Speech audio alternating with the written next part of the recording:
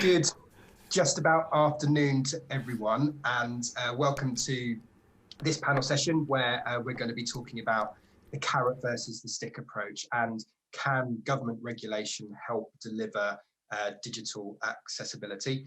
As Mark said, I'm James Taylor. I'm Director of Strategy at the disability charity Scope. I'm in my early 30s, would you believe? I've got blue eyes and short brown hair. I'm delighted to be chairing today's panel and to be joined by three esteemed panelists with lots of expertise and insight to share on the topic of carrots and on the topic of sticks.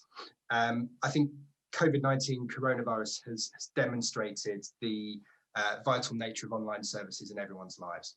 But it's also shone quite a harsh light on the fact that so much of the internet is still inaccessible to many disabled people and their families. Many websites remain inaccessible, locking out millions of people potentially from products, goods and services. And whilst there's plenty of good practice and great practices we've been hearing about yesterday, and we'll hear about this afternoon and tomorrow, and I think as we can see from just the calibre of this year's conference sponsors, I think my question is it enough?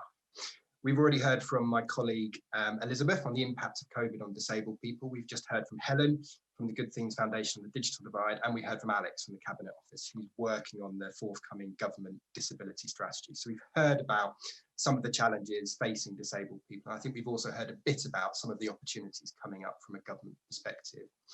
On top of this, the EU public sector body accessibility regulations have now been in place for 2 years. So what can we learn from their rollout?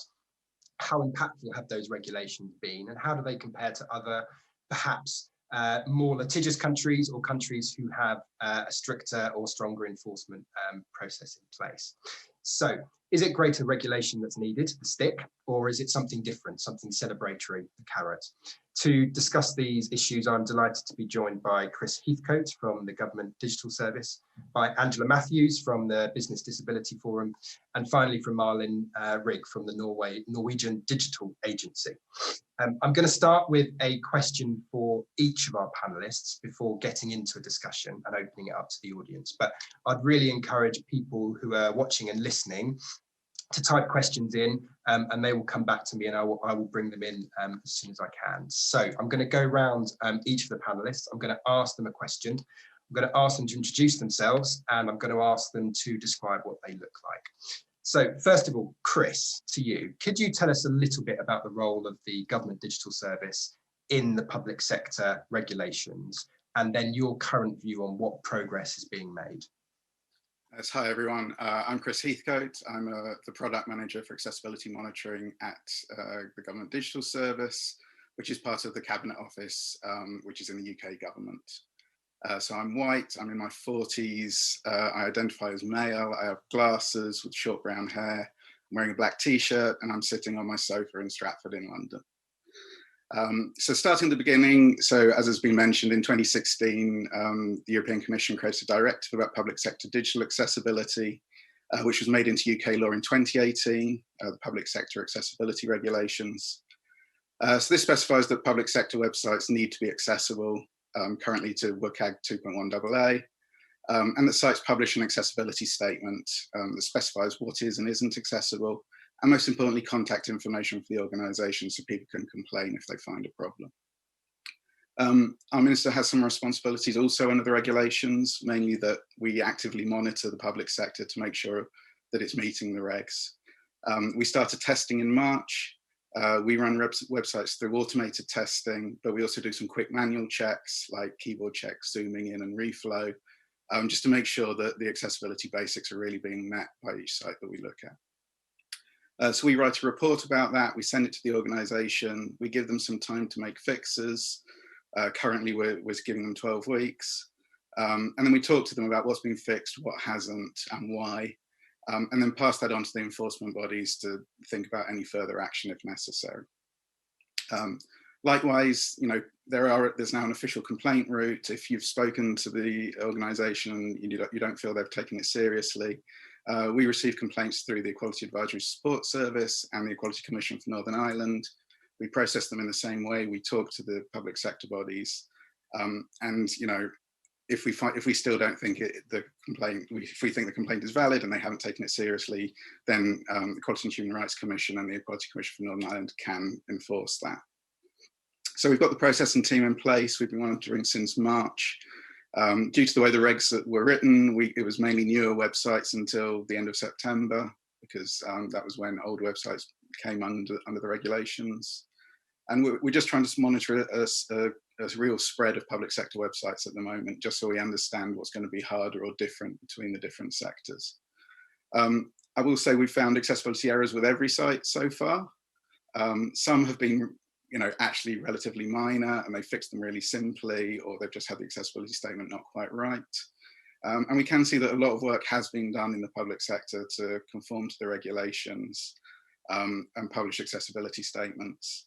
And to be fair, when we have been in contact, most of the errors have been fixed. And they've started to put processes in place to make sure that they're aware of any further problems. Some of the things we've seen, larger councils generally have either newer websites or have used the regulations as a push to get a new website, and often have in-house web teams, so fixes are a bit easier for them. But there are some sectors like small councils, GP surgeries, schools and nurseries, when they come under the regulations, have very old websites, pre-mobile websites. So immediately they break things like Reflow and Zoom. There's quite a lot of work to be done with some sectors about that.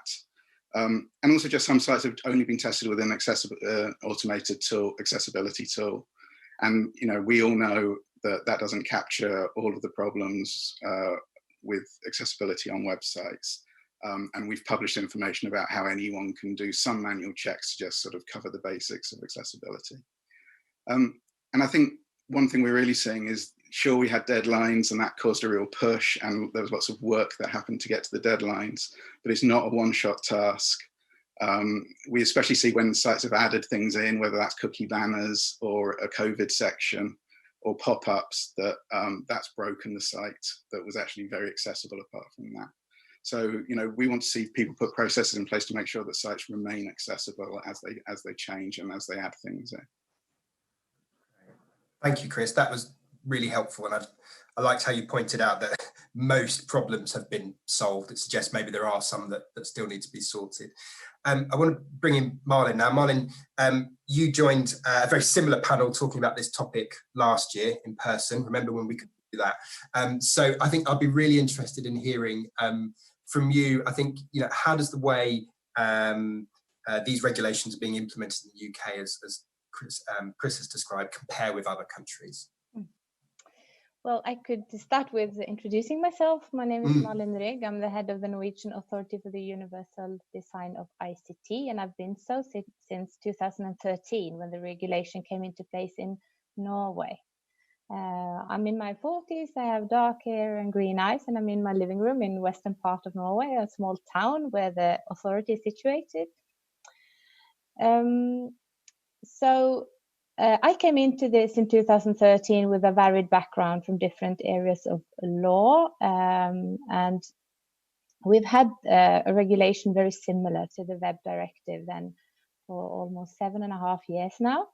And I found it really interesting when Chris was speaking, because it's very relatable to our experiences here, what he is describing. Although we haven't implemented the Web Directive in Norway yet, we are in process still. We have a lot of the same experiences, as we have had a very similar regulation, the WCAG at AA level since 2013. So we see that we do find accessibility problems in most of our audits, which is kind of more like a more thorough control, but then have this sanction part in the end. And we have also done a lot of more simplified tests earlier on to just like get a view of the status. And what we do see is that there's been done a lot of good work in the businesses. It is really, but there are accessibility issues. And I thought it was very interesting that what Chris was saying about the process of making the businesses implement this process in the way they work as a key element to achieving accessibility over time, not just correcting the errors that you could find in one specific audit, but learn from it and get good integrated processes within their businesses. That is something we can recognize and find very important, and which we emphasize in our guidance very much. The key here is, of course, to get people engaged and really understanding why and how, so that they can do this on a regular basis and not as a one thing or one time a shot at it, so to speak. Yeah. Thank you, Malin. And then finally, Angela, to you. I know Business Disability Forum has faced similar sorts of equalities issues in making the workplace more accessible to everybody. What's your view on the balance needed between the carrot and a stick in delivering social change? Thank you, James, and hello everyone. I am Angela Matthews. I am Head of Policy and Research at Business Disability Forum. I am in my late 30s. I'm white, but I'm a very pale white. I have brown eyes, thick rimmed glasses, and long brown straight hair with a questionable fringe, because during lockdown I haven't been to the hairdresser, and my closest friend has been cutting it after a glass of wine or so. So my fringe is usually straight but questionable right now. So thank you for the question. BDF have been working on this since GDS's consultation on this in 2018, and we've been sticking with our members on how they're doing with it as well. And just to say, the consultation and the way GDS worked with us on it was a dream. It was very collaborative, and they were really clear sort of what their remit of bringing the regulations in was. And I say that because I think it's really important for BDF and our members to see these regulations as the bare minimum requirement. What a lot of our even public sector members are finding is that actually this is technical accessibility, and these regulations don't really address the needs of people with sort of other conditions that might address things like moving images, colour, contrast, and the usability of a website, for example. So in terms of the carrot and the stick, I don't think they're mutually exclusive. And I think what is a carrot and what is a stick looks quite different, depending on the context, depending on the sector, and depending also on what an organisation's approach to doing this is. As an example, just a couple of examples. So, and we've got some organisations we work with who say, do you know what, this is so important to us because we want to retain employees, we want great employees, but we also want to expand our customer base. So everyone in our board and in the senior leadership team is going to work on this. If you come to the next meeting and you haven't progressed your area on this, then you leave the meeting and you don't come back till you have. Is that a carrot or a stick? to the organisation implementing it, that's a nice juicy carrot. We want to do this. It's important to our brand and our reputation. But to that member who needs to do it, that's a huge stick. We also have members who are putting accessibility, web accessibility and other digital accessibility in all performance appraisals, whereby some organisations are saying you don't get your bonus this year unless you have done everything that you have said you would do on this, and those are agreed with the organisation. I think the other thing, we mustn't sort of lose sight of the power of procurement and competition in this. There's a huge sort of element of, I guess, competition in two ways. First of all, as I said, organisations want to attract as many people as possible. And that doesn't just mean looking at digital technical accessibility. This is about how enjoyable an experience is while using a website. And within enjoyable is what's comfortable, what's not hurting my eyes, what's not grabbing my attention by those moving things in the corner.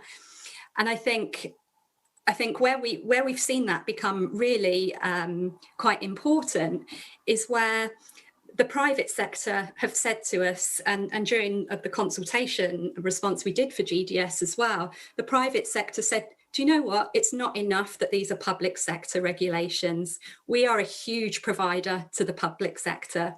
And to say that we don't have to comply is not enough. So what these regulations have provided a really lovely, big, taste the difference, juicy carrot for the private sector, where they've said, do you know what? If we do these as a private sector where we don't have to, this gives us a huge competitive edge. It means that we are already fulfilling the public sector elements of public and government contracts. And it also means that we can say to our clients, do you know what? We only have to be here, but we're operating here. So I think what becomes a carrot can be a carrot at strategic level, but when you start sort of embedding that in your business plans and in sort of targets and appraisals, then how that's perceived to your workforce carrying that out, that can be seen as a stick. And actually we've seen some really sort of effective sort of practices to sort of get the workforce who have responsibilities for accessibility on board. So I think the carrot and the stick are sometimes sort of, the lines are blurred, and I think there's a combination of, there's a place for the two at the same time sometimes. Great, thank you, Angela. That was really clear. I think just picking up on something you said, and we've got some questions from the audience, which I'll pick up in a second. I just wanted to come to you, Malin. I think Angela was talking about businesses, companies increasingly seeing accessibility as a good thing to do and I think that's what we've been hearing about, for the last 24 hours of this conference. I just wonder, in terms of your experience in Norway and the fact that you've had legislation in place a bit longer than over here, have you seen that legislation lead to more companies see accessibility as a good thing to do, or just a legal barrier that they have to go through? Well, I think that the good thing about accessibility is it's actually, when you get into it, very easy to sell. It's more customers, it's better solutions, it's a better reputation for the company. The thing that I think is very important to stress, and that we use a lot of time trying to explain, is that disability is situational and it might be temporary. So it's so important for you to not think of it as accommodating a small group of people, but it's getting this into your mainstream solutions. And we have had regulations since 2013 for the whole of private sector. And what I thought was very interesting, Angela just mentioning, was procurement, because when entities start to ask for this in their procurements and contracts, then the business industry has to deliver on it, and then it kind of finds its way into the fabric of ICT solutions. So it does go the right way. However, it is still an issue. We had a UN review last year that says that we have a lot of regulation in place, but it is still not real digital inclusion all the way. So I think it has also to do with, this is a social change, or a change in attitude and a change in culture, and that takes time. And that is why I thought it was so good that it was mentioned here, which is my personal belief very strongly, that it's not carrot or stick. I think stick in the form of regulation and enforcement is unnecessary, but not sufficient in itself mean to get to digital inclusion.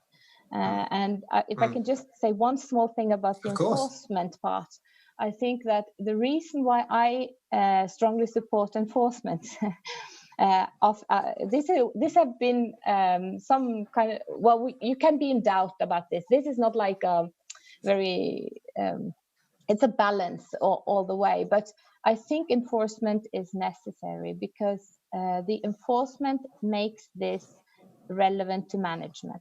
That is one of the biggest impacts we have seen. Because when you have a regulation and you have enforcement, you take the question whether you have to make things accessible off the table. You have to do it. So the question is how to do it. So for management attention, for priority, for funding and such, the enforcement part is not to underestimate. And could you just quickly say what the ramifications are for a business in Norway if they don't comply with the legislation you have in place? Is it fines? Is it else entirely? Yes, it is an audit, and you have you normally get 12 weeks to correct whatever errors we find, and there is a safety valve that you can apply for a dispensation if you have very strong and good reasons for that. But if not, it's corrected by 12 weeks. We have daily fines, and the fines are set in accordance to how big the business is, and also how serious the errors are. For how big are these errors for the users? How difficult is it for the users to use this service given the errors? So that is the two components that we. So you could get a daily fine from 1,000 euros about a day, and up to our highest is a 15,000 euro a day for the SAS airline. Is it okay? Fairly significant. But just to note that the SAS did correct in time. Right. So yeah, they didn't get any fines, but yeah. Angela, did you want to say something? I was just going, if it's okay, James, I was just going to sort of back up what Malin was saying, because I think it's not just about sort of enforcement isn't sort of something that sits in isolation of everything else. So I think one of the things that we've been speaking particularly to our members about, and we've sort of been looking at the readiness of over the last 2 years of organisations to respond to these regulations. The public sector generally said, yep, we've got the in-house skills and knowledge to do this. Public sector equality duty, we're sort of primed. To digital accessibility is part of how the NHS, the civil service, for example, is set up. However, the private sector said, do you know what, we're not ready for this. We don't have the skills. We've never recruited for this. And these are members who are saying it's really important that we do this, but actually it changes how we recruit, the skills we look for. And I think I really agree with what Malin's saying, because I think it's not just about sort of releasing some regulations, saying to businesses, there you are, go and do it, and then bring in enforcement straight away, which is why the phasing in of these regulations has been really helpful. Because what we see is some of our organisations saying, okay, we've got to do this now, so we need to sort of get an accessibility audit, or we need to recruit to get the skills and the knowledge to develop it. That needs a budget. Usually that needs to be sort of, a lot of businesses will plan that in to the budget for the next year.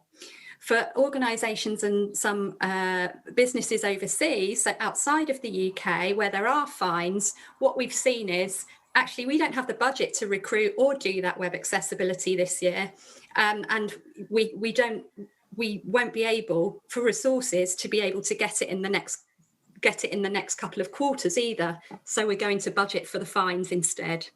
So I think that the fines as a stick is really interesting. So I think we do need to look at how we not just enforce but equip as part of that carrot stick and enforcement as well.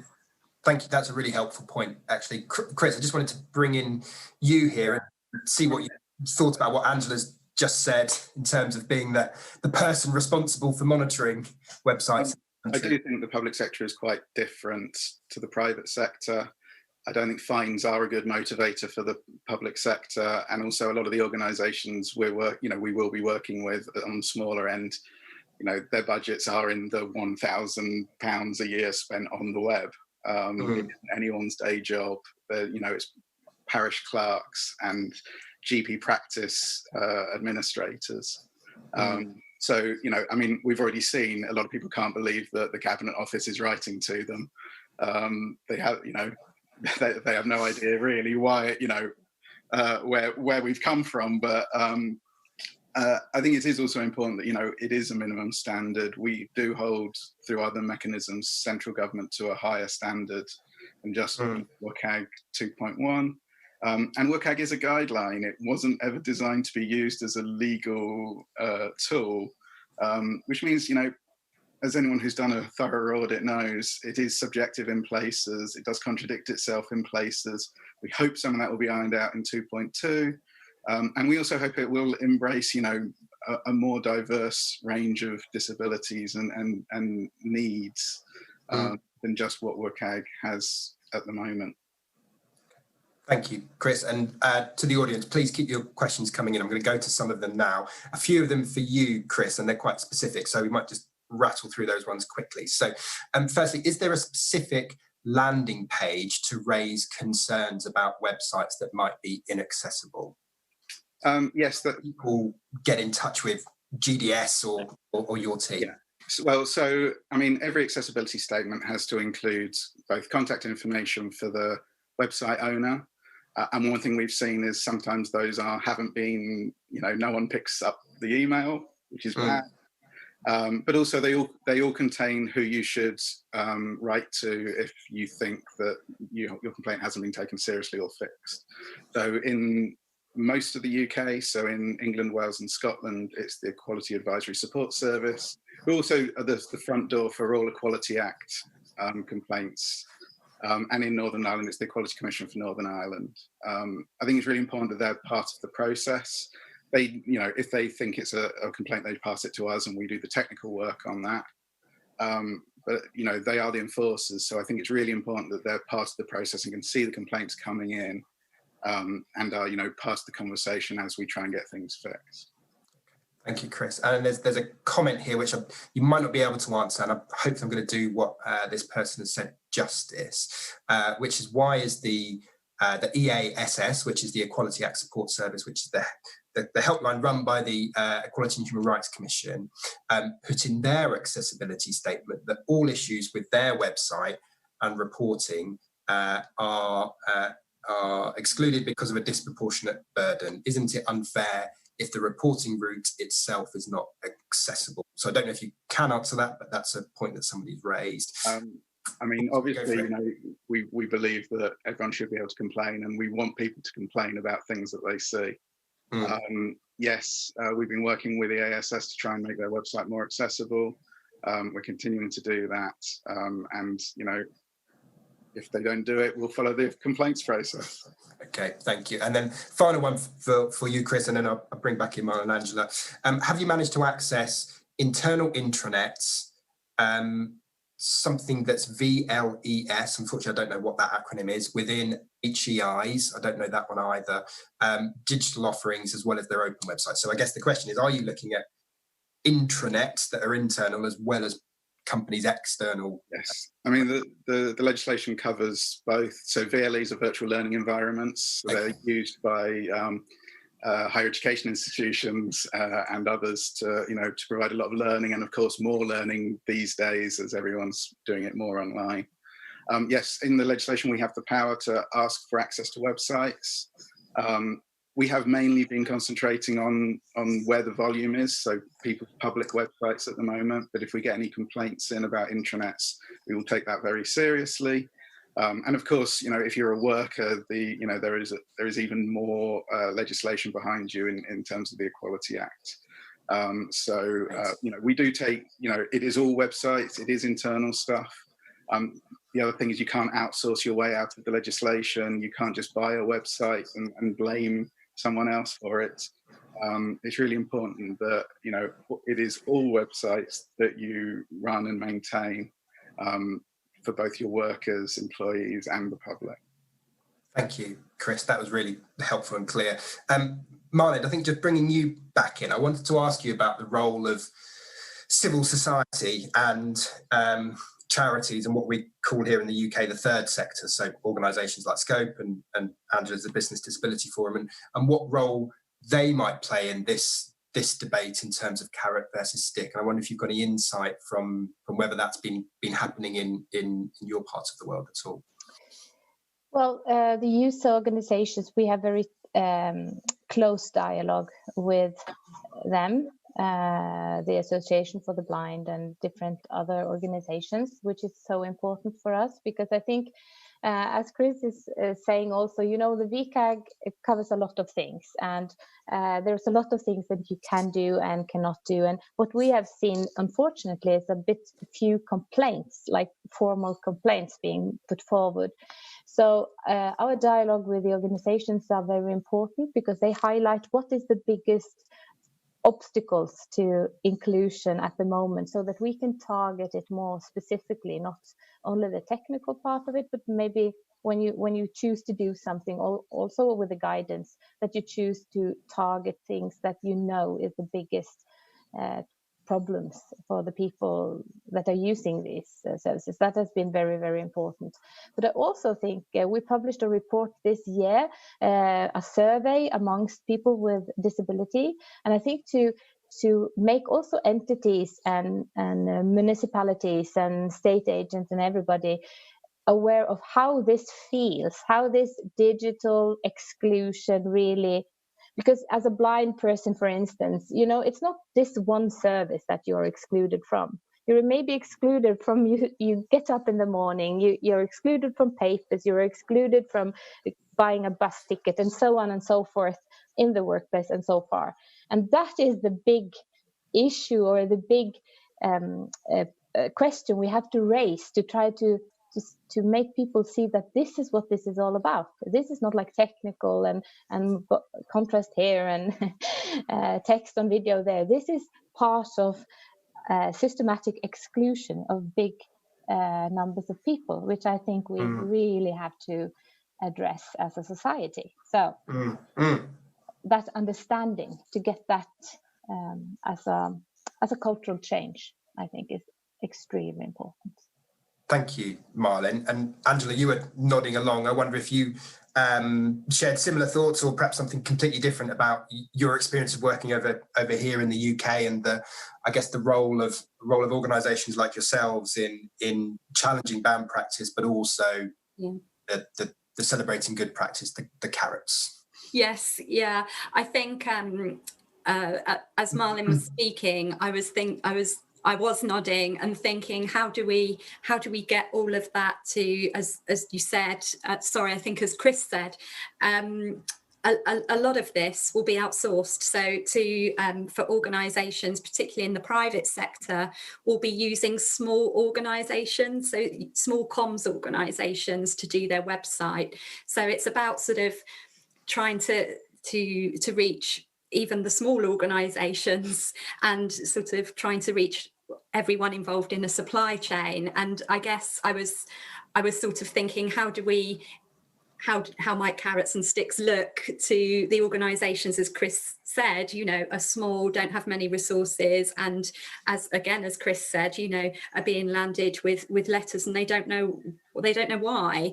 These are for a lot of the time, these are the organisations who are making websites for the larger businesses. In terms of sharing good practice and what good practice looks like, I think what we're seeing is businesses wanting to get together more to share what doesn't work as well as what works. In BDF, we're seeing a lot more businesses who are wanting to literally come together. In pre-COVID, that was actually getting together in a room with laptops, showing each other what's good and what's not. We do that via our technology task force. I think in remote times that is also still happening, and we are seeing that businesses want to rely less on how to be told to do something in information, guidance and written word, and instead they want to try it. They want to learn from where other employers, other businesses have got it wrong and learnt from that. So this sort of lived experience of getting it right and wrong between businesses is something we're seeing more of. And one of the things, if this is okay to mention, Chris, that's been really influential is Government Digital Services Empathy Lab. We talk about that quite a lot, and we've directed sort of the public sector towards looking at that model where organisations and people who are working on tech but are not sort of used or have experience of the technological barriers can go to can sort of try out what it looks like to not be able to see what's on the screen, or can try out what their website is, how their website is experienced to someone who for example is partially sighted. So I think the sharing and learning from one another's experience is something that we're seeing in BDF is valued over sort of being told what to do in a written word. So the sharing community has become huge, particularly in sort of digital and accessibility spaces like this. That's what we're seeing. Great. Thank you, Angela. And we're almost out of time. I've just got one final question for all of you. Very quick for each of you. What needs to happen next? So, Chris, you first. What do you think needs to happen next on carrot versus stick approach? I mean, we're continuing to monitor, and we will continue to monitor. We will be publishing more information about what we found, hopefully early in next year. And, you know, we will continue to work with all the sectors that are involved to try and, you know, make sure that they're all complying with the regulations. We continue to look at all of our guidance, and we keep up doing user research on it to make sure it's really useful. And we'll publish, you know, more things as we think is appropriate. Thank you. Malin. Well, I think we just have to continue what we've done so far, moving everybody together in the right direction by trying to make a cultural change where this might in the future be a much less a problem, and we can welcome everybody into our also digital society, which is my hope. Thank you, Malin. And finally, Angela. Thank you.